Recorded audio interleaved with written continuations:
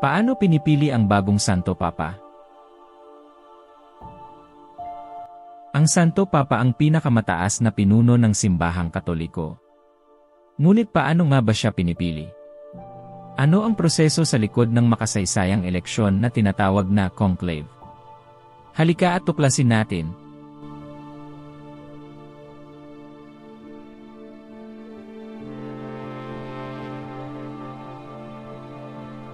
Ang papel ng Santo Papa.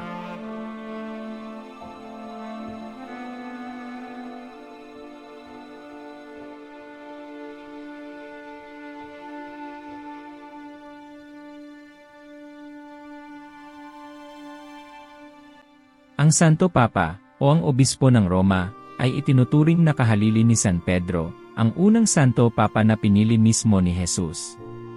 Siya ang namumuno sa higit 1 bilyong Katoliko sa buong mundo, nagbibigay ng espiritual na gabay, at nagpapasya sa mahahalagang usaping moral at doktrinal.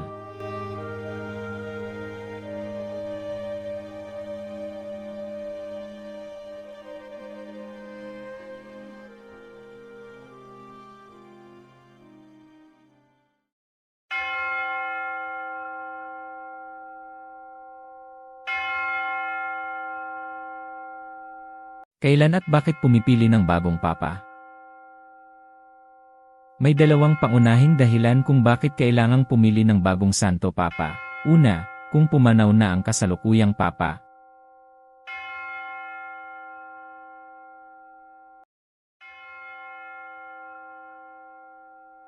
At ikalawa, kung siya ay nagbitiw sa tungkulin, tulad ng ginawa ni Pope Benedict XVI noong 2013.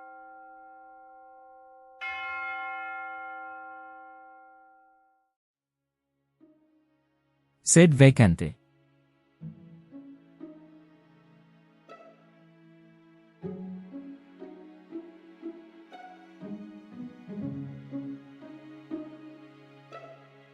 Kapag pumanaw o nagbitiw ang Santo Papa, tinatawag itong sede vacante o ang panahon kung kailan walang nakaupong Santo Papa.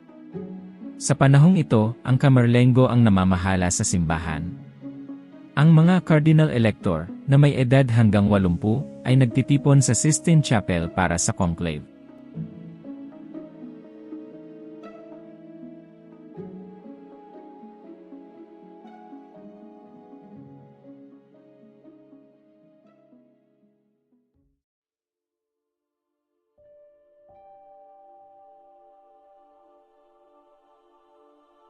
Ano ang conclave?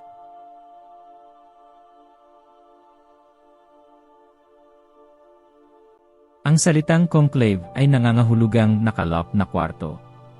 Ito ay isang lihim na eleksyon na ginaganap sa loob ng Sistine Chapel, kung saan mahigit 100 kardinal mula sa iba't ibang bahagi ng mundo ang bumoboto upang pumili ng bagong Papa.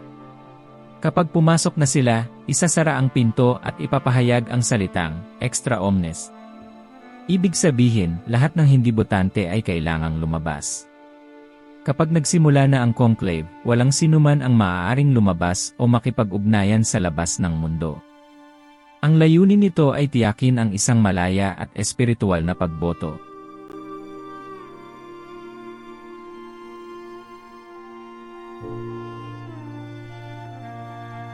Paano ginaganap ang halalan?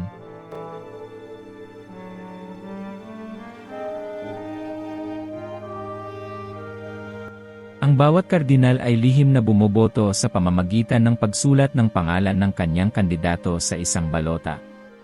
Ang pangalan ay binibilang at sinusuri. Upang mahalal, kailangang makakuha ng 2/3 ng boto. Kung walang nanalo, susunugin ang mga balota at lalabas ang itim na usok, senyales na wala pang papa na napili.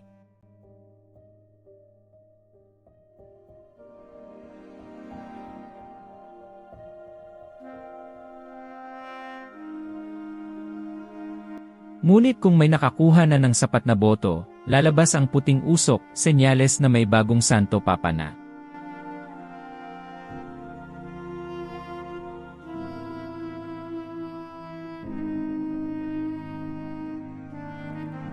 Kasabay nito, ang piniling Papa ay tinatanong kung tinatanggap niya ang tungkulin. Kung ang sagot ay yes, pumipili siya ng kanyang bagong pangalan bilang Santo Papa, at saka siya lumalabas sa balkonahe ng Vatican upang basbasan ang mundo.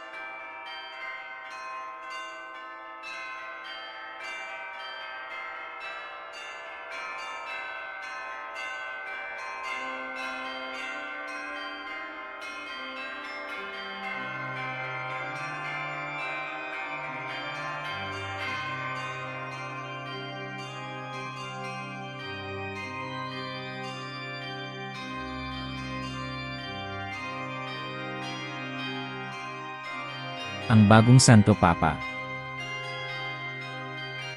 Sa sandaling ito, ipinapahayag ang sikat na linyang Habemus Papam, na nangangahulugang mayroon na tayong Santo Papa.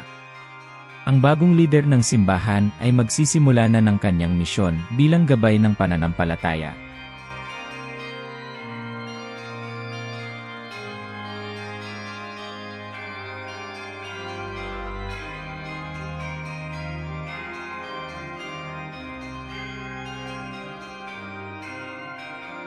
Ang halalan ng bagong Santo Papa ay isang makasaysayang tradisyon na nagpapatuloy sa mahigit 1,000 taon. Isang prosesong puno ng pananampalataya at dasal para sa isang bagong leader ng simbahang Katoliko. At ito ang proseso kung paano pinipili ang bagong Santo Papa. Salamat sa panonood.